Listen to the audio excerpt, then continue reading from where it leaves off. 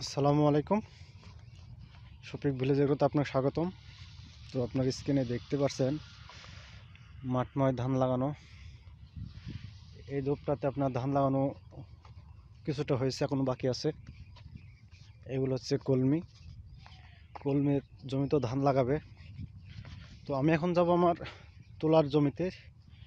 মানে প্রচুর তুলা ফুটেছে। এই 2 দিন রোদ হয়েছে, তো সেই জন্যই দেখা যাচ্ছে তোলা হয়নি। এর আগে প্রচুর ফুটেছে। এটাও পাকানো হয়েছে, ধান লাগাবে। তো ধানের সময় মাঠকে মাঠ, পানি, কাদা। তো আইলগুনতে হাঁটতে একটু ভালোই লাগে বেশ সময়। আর এখন হচ্ছে সকাল 9টা বাজে। সূর্যের কোনো দেখাই নেই, মানে তাপমাত্রা তেমন ভালো না। আর সামনে হচ্ছে রায়। আর এই জমিতে পানি দেয়নি।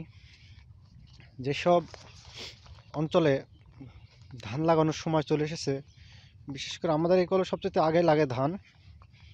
আর অন্যান্য এলাকাতে এখন দেখা যাচ্ছে ধান লাগানোর কোনো কথাই নেই। মাঘ মাসের শেষের দিকে হয়তো ধান লাগায়। আর আপনার ধান লাগানোর পর আপনার জমিতে কি সার দিবেন না দিবেন। তবে এই মাঠের ধানগুলো সব বোরিংয়ে হয়, মোটরে। যে মেশিন আর চালায় না।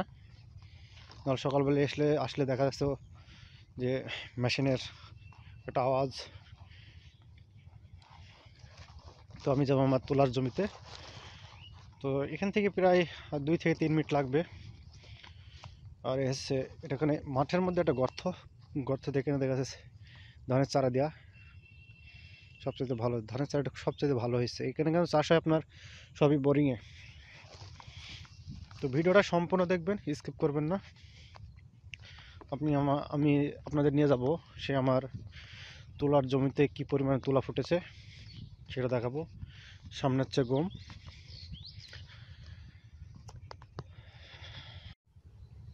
আমি আমার তুলার জমিতে রওনা দিচ্ছি। এটা হচ্ছে পেঁপে বাগান। সামনে আমার হচ্ছে তুলার ক্ষেত। যেহেতু উপর দিয়ে যাওয়া যাবে না, সেজন্য কলার ভুঁয়ে দিয়ে যাব।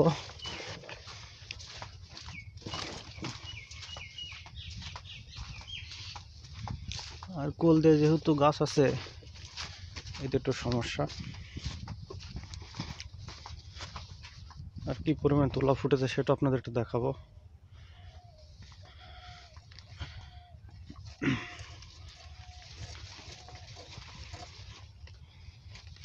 এই হচ্ছে ভুট্টা।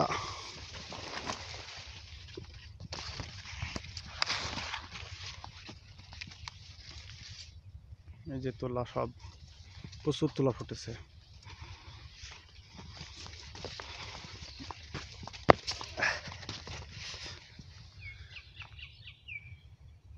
যে অসংখ্য তুলা ফুটেছে, দেখা যাচ্ছে কিছু তুলা হয়তো দেখা যাচ্ছে যে ফুটো দেখা যাচ্ছে না। যখন রোদ বেরোবে তখন আপনারা হয়তো তখন দেখতে পাবেন কি পরিমাণ তুলা ফুটেছে। আমি কালকে 6 থেকে 7 পায়ে তুলেছি, আর তুলতে পারিনি।